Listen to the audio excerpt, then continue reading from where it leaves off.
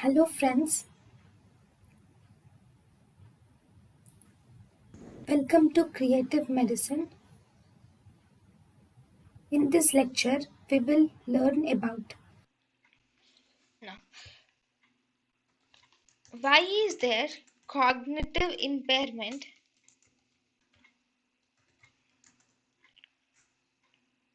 with aging? So, why is there cognitive impairment in aging? What is happening at the biochemical level for cognitive impairment in aging?